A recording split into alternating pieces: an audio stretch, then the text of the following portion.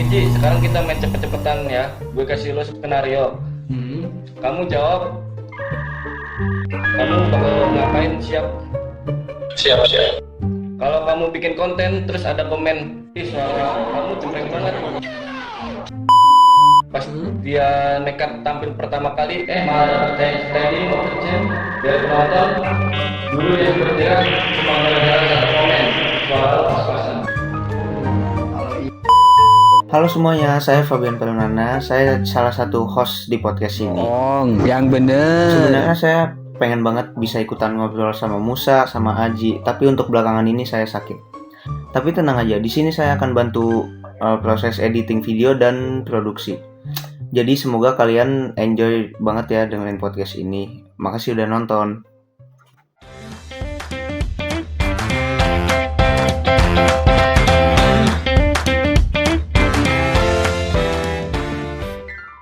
Halo semua, Assalamualaikum warahmatullahi wabarakatuh. Selamat datang di Bocah Ngobrol Podcast, tempat di mana kita ngebahas hal-hal kecil yang sering kepikiran tapi nggak berani diomongin. Hari ini kita punya topik yang, jujur aja sih, sering kepikiran di kepala gitu, yaitu takut dikritik.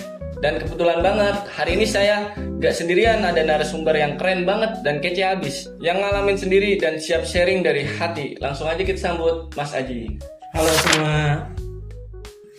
Makasih banget sebelumnya buat Mas Musa yang udah ngundang saya ke sini. Ini topik jujur aja ya. Saya banget sih. Saya pernah ada di titik di mana kritik itu bikin saya jadi ngerem diri saya buat lebih maju. Nah itu dia Ji, kita langsung to the point aja ya. Kamu pernah gak sih ngalamin yang namanya takut banget dikritik sampai akhirnya kamu gak jadi ngelakuin sesuatu? Waktu itu sih saya pernah ya mulai buat konten pertama kali saya ngedit. Saya udah niat tuh, tapi pas sudah saya bikin tuh kayak kepikiran nanti kayak ada yang komen jelek gak ya, ada yang kayak bilang cringe gak ya, ada yang bilang kayak ini apaan sih orang sosokan banget bikin konten. Paling gitu sih pas awal bikin. Wah klasik banget. Dan itu ya, overthinkingnya bukan karena kenyataan, tapi karena bayangan di kepala. Iya, padahal belum tentu ada yang mau komentari juga sih. Tapi pikiran saya tuh kayak ngerancang skenario tuh kayak gagal total jadinya. Gara-gara misalkan saya tuh nahan-nahan buat bikinnya tuh lama banget. Menurut Aji sendiri, kenapa sih banyak orang termasuk kamu bisa segitu takutnya sama dikritik? Kalau menurut saya sih ya itu tuh karena kayak misalkan kita tuh dari awal tuh udah di branding buat kayak dari kecil tuh udah buat kayak disuruh buat sempurna, disuruh buat perfect. Gimana sih caranya tuh biar kayak kelihatan orang tuh biar kita tuh bagus gitu. Padahal mah menurut saya ya kalau jelek pun nggak apa-apa gitu, bisa coba lagi gitu menurut saya. Setuju banget sih, tapi berarti sekarang kamu udah lumayan bisa ngadepin itu dong. Kalau buat ngadepinnya sih saya juga lagi masih belajar sih. Misalkan kayak saya tuh belajar bikin konten tanpa ngelihat komentar-komentar orang yang jahat gitu. Saya lebih kayak bikin konten dengan pede lah gitu. Tapi ada momen gak dimana kamu benar-benar kena kritik pedes dan itu bikin kamu mikir keras? Wah pernah banget. Kayak dibilang saya pernah tuh waktu itu bikin konten jalan-jalan vlog gitu, aku ngeprank orang, terus kayak dikritik gitu, kayak ini orang ngapain sih, freak banget, kayak oh ini orang mau ngikutin si A ya, mau ngikutin si B ya, kayak nggak mikir konten gitu.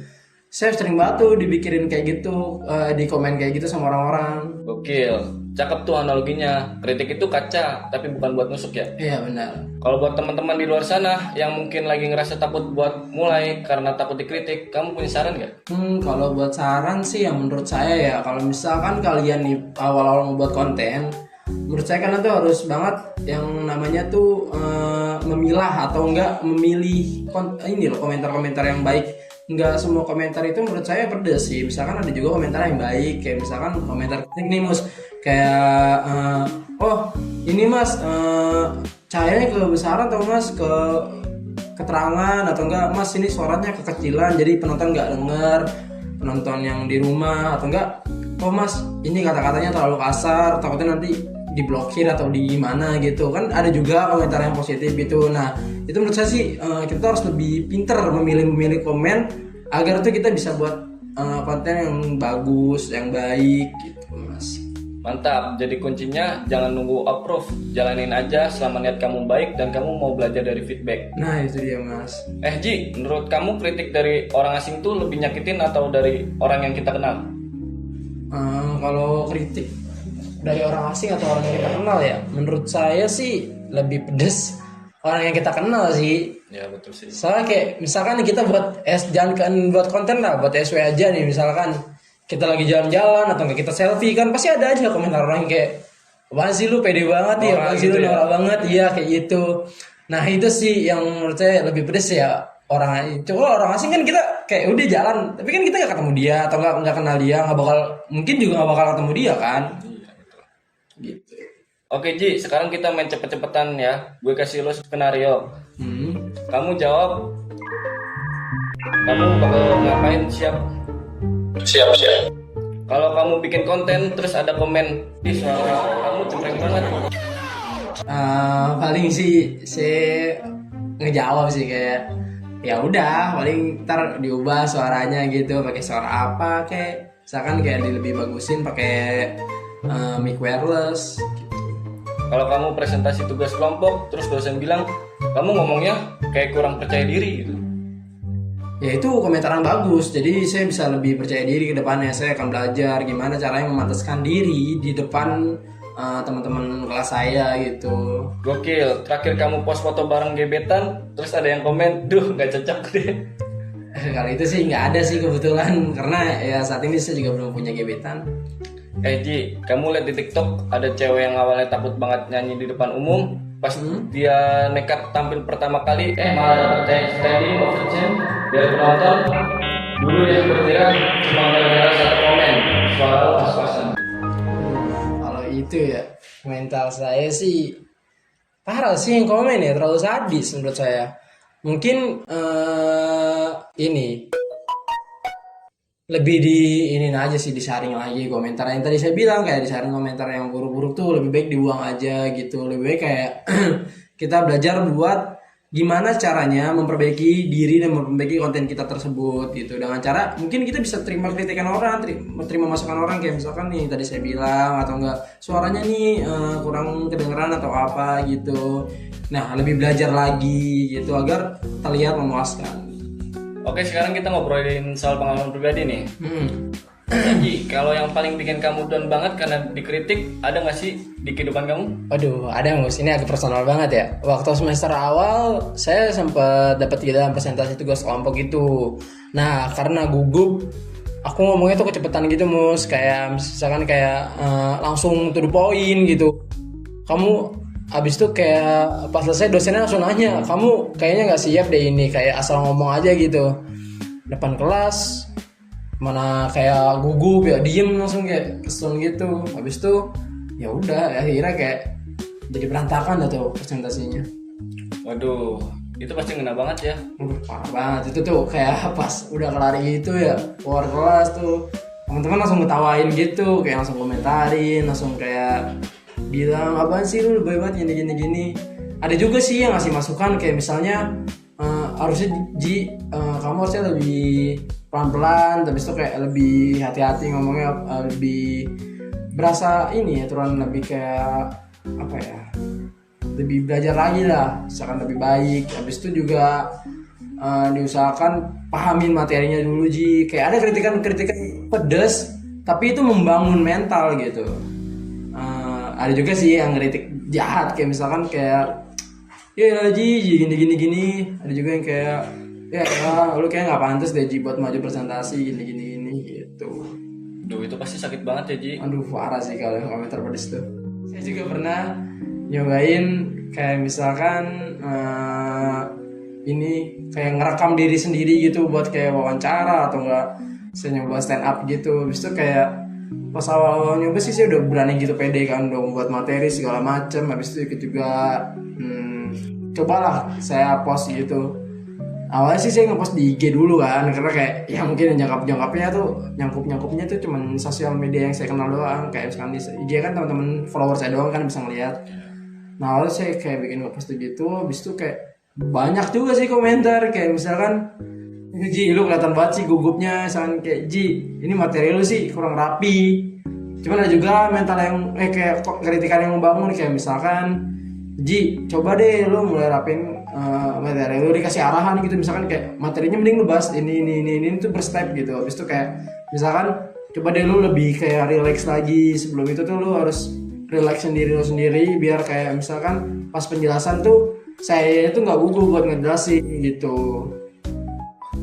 Iya, kritik itu karya, bukan ke harga diri kan. Benar-benar. Sekarang kamu kesibukannya apa? Kesibukan kalau saya sih biasa dagang gitu. Oh, dagang apa tuh? Saya dagang bakso. Oh iya kan kalau dagang tuh pasti kan ada kritikan aja kan, misalkan kayak apa gitu. Pernah nggak ngerasa dikritik gitu? Ya pastilah pernah lah, kayak misalkan soal tempatnya kurang luas gitu, terus tempatnya panas. Kalau soal rasa bakso juga pasti ada. Oh gitu.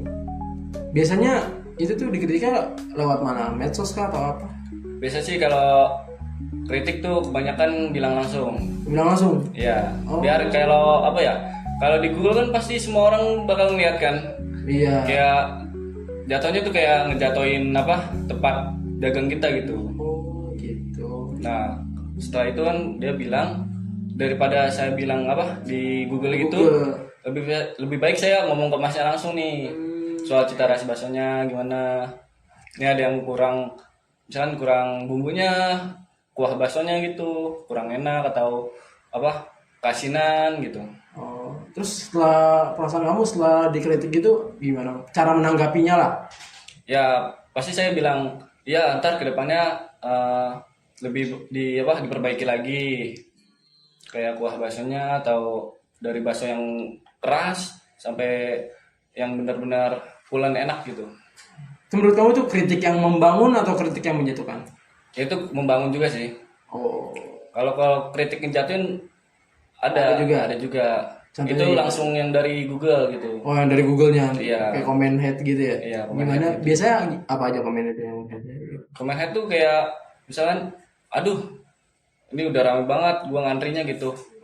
Tapi nggak dilain-lainin terus, padahal gua dari tadi Oh gitu. kayak gitu. Terus, ini nggak enak di sini, makanya lebih baik di tempat sebelah gitu.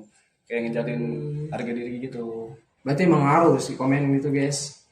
Harus apa dari kita langsung gitu, yang punya tokonya gitu.